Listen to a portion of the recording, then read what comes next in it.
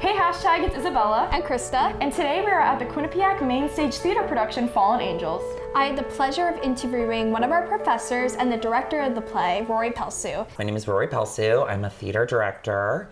And this semester I'm also teaching directing at Quinnipiac. Fallen Angels is a comedy written by Noel Coward in 1925.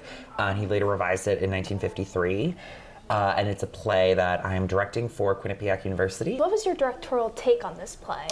My take on this play in reading it, so the play is about two best friends, Jane and Julia, who are happily married, but they discover that they have a mutual old flame named Maurice who comes back into their lives, or they think is going to come back into their lives. And my dramaturg, Ariel, said something when we were at dinner, talking about something totally different, not talking about the play. I don't even think I'd asked her to do this with me.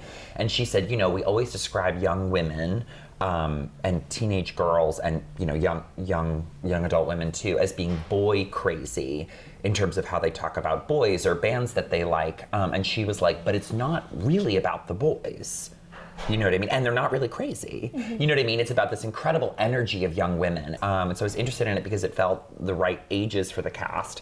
And I love Coward as a writer, and I was interested in a production that, without changing the text, is really about the relationship between the two women. Why are you doing this play now? What is the impact that this play, what is the message that you want the audience to take away from this? I hope it gets people to think about gender in their lives and how the roles we are expected to play as men and women and non-binary people, and how it's obviously different than 1925, but in some ways the expectations are not.